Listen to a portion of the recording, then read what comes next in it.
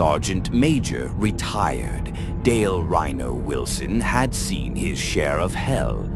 10 years in the Army, multiple deployments, enough firefights to last a lifetime.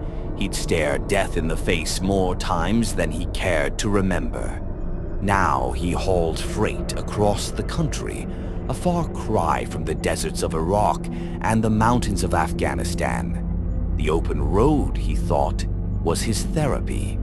Just him, his 18-wheeler, and the endless ribbon of asphalt. Tonight, however, the road wasn't so therapeutic. A sudden, violent thunderstorm had rolled in off the plains of Oklahoma, turning the world into a swirling vortex of rain and wind.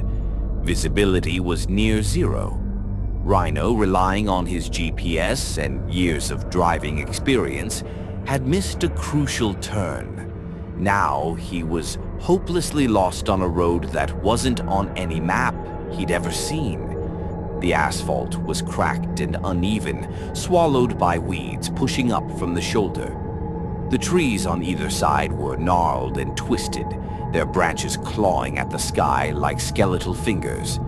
The air hung heavy with a damp, earthy smell, tinged with something else.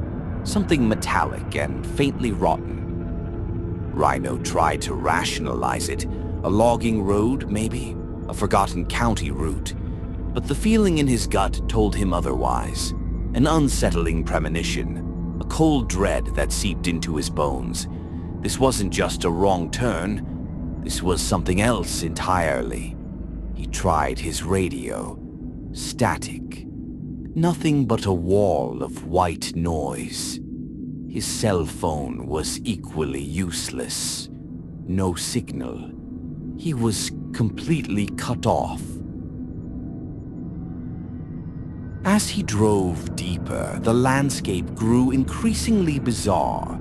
The trees became more grotesque, their bark peeling away to reveal what looked like raw, pulsating flesh. Strange, bioluminescent fungi sprouted from the forest floor, casting an eerie green glow that danced in the rain. The road itself seemed to writhe and undulate beneath his tires. Then he saw it. A sign. Or rather, what was left of one. Rusted and riddled with bullet holes, it was barely legible. He squinted, trying to make out the faded lettering. He could only decipher a few words. No. Return. And beneath that, barely visible, hope. Rhino slammed on the brakes, the air brakes hissing like angry snakes. He felt a shiver crawl down his spine. This was no ordinary place. He put the truck in park and grabbed his flashlight, a heavy mag light he'd carried since his days in the service. He stepped out into the oppressive darkness, the rain plastering his hair to his forehead. The air was thick with the metallic stench, now stronger, more pungent. It smelled like blood. He walked towards the sign, his boots crunching on the gravel. As he got closer, he noticed something else. Scratches. Deep, gouging marks that ran down the length of the sign, as if something had tried to claw its way through it. He shone his flashlight into the woods. 2 yellow eyes reflected back at him, followed by a guttural growl that resonated deep within his chest. Rhino instinctively reached for the .45 he kept tucked into his waistband. He wasn't taking any chances.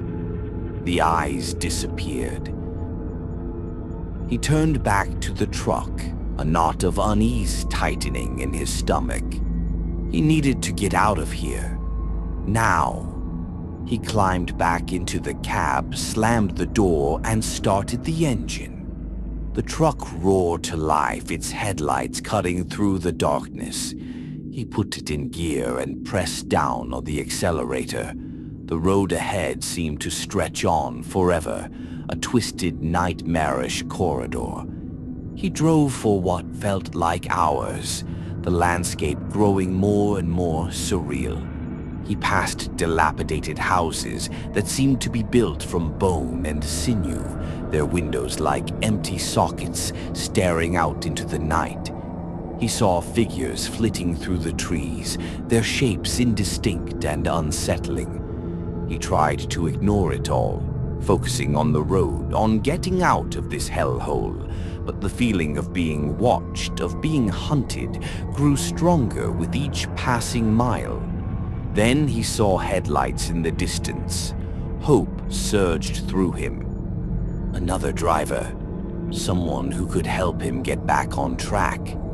He flashed his headlights in response, relief flooding his veins. As the other vehicle approached, he could make out its shape. Another semi-truck older than his, its paint faded and peeling. It looked like it hadn't been washed in decades. The truck pulled up beside him, matching his speed. Rhino rolled down his window, ready to ask for directions. The driver's window slowly lowered, revealing a face that made Rhino's blood run cold. The man was gaunt and pale, his skin stretched taut over his skull. His eyes were sunken and black, devoid of any light or emotion.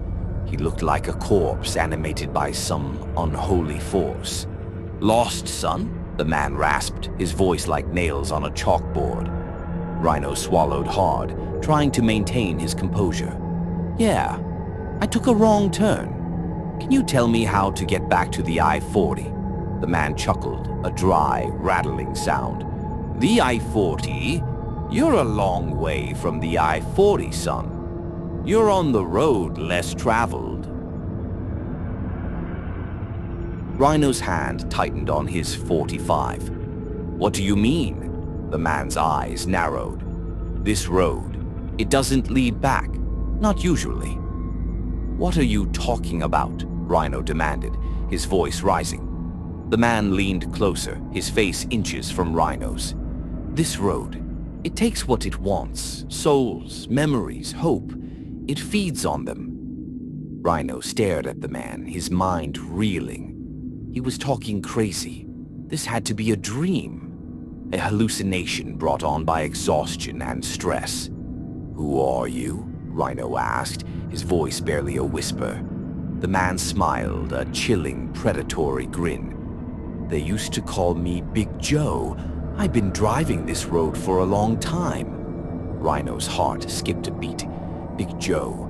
The name was familiar. He'd heard stories about him.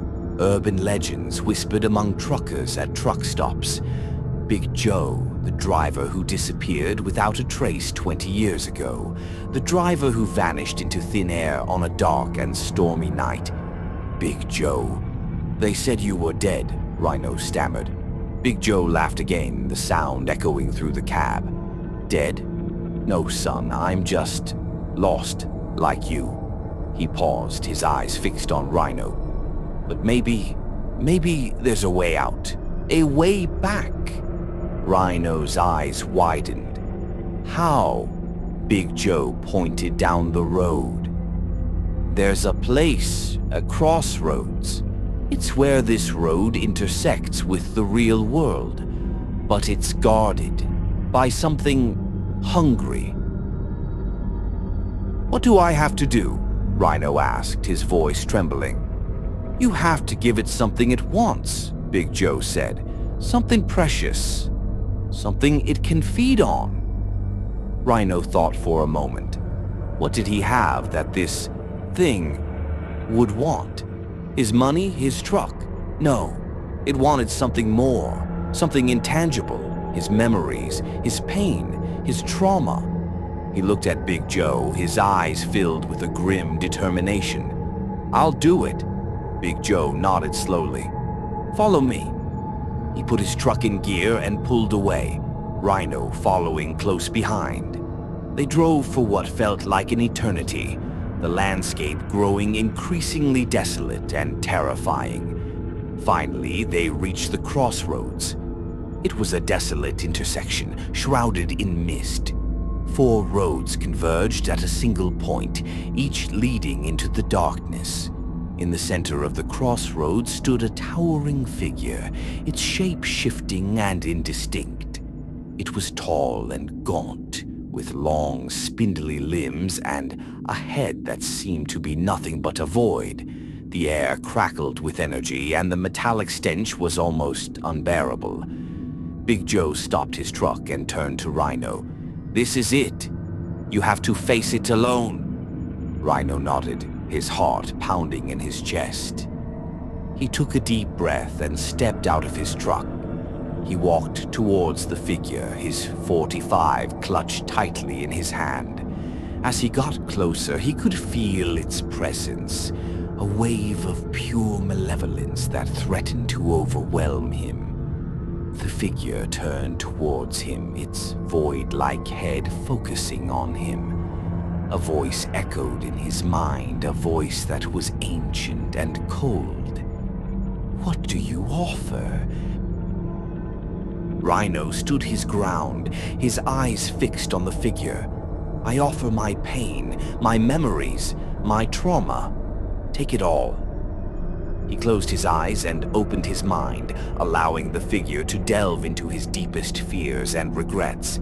He felt it probing his mind, reliving his worst experiences, his most agonizing moments. The pain was excruciating, but he didn't resist. He gave it everything he had, every ounce of suffering he had endured over the years. The figure fed on his pain, its form growing larger and more defined. It reveled in his suffering, drawing strength from his memories. Finally, after what felt like an eternity, it was done. The figure released him, its form flickering and fading. "You have paid the price," it said, its voice echoing in his mind. "The road is open." Rhino opened his eyes, his body trembling. The figure was gone. The air was clear. The metallic stench was gone. He looked around. The crossroads were still there, but they looked different, more real. He turned to Big Joe, who was standing beside his truck, watching him with a knowing look. "Did it work?" Rhino asked, his voice hoarse. Big Joe nodded slowly. "It worked. You're free to go." Rhino looked at Big Joe, a wave of gratitude washing over him. "Thank you. I don't know what to say." Big Joe smiled sadly. "Don't thank me. Just don't forget me." Rhino nodded. "I won't, I promise." He turned and walked back to his truck, his body aching, his mind exhausted. He climbed into the cab, started the engine, and put it in gear. He drove towards the road that led back to the real world, his heart filled with a mixture of relief and sorrow. He had escaped the nightmare, but he had left Big Joe behind. As he drove, he glanced in his rearview mirror. Big Joe was still standing there, watching him. As Rhino drove further away, Big Joe began to fade, his form becoming more and more transparent. Finally, he disappeared completely. Rhino drove on, the road ahead leading him back to the familiar highways and truck stops of America. As he crossed an invisible line, the rain stopped, the clouds parted, and the sun began to rise. He was back. He pulled over to the side of the road, his body shaking with exhaustion. He closed his eyes and took a deep breath, savoring the feeling of being back in the real world. He had survived. He had escaped the road less traveled. But he would never forget Big Joe, the driver who had been lost for 20 years, the urban legend who had helped him find his way home. He knew that he would carry the memory of that night with him forever, a reminder of the darkness that lurked just beyond the edge of reality. But he also knew that he had faced his demons and emerged stronger. He had stared into the abyss, and he had survived. He started the engine and pulled back onto the road, his headlights cutting through the morning mist. He had a long way to go, but he was finally heading home. The road ahead was clear. For now.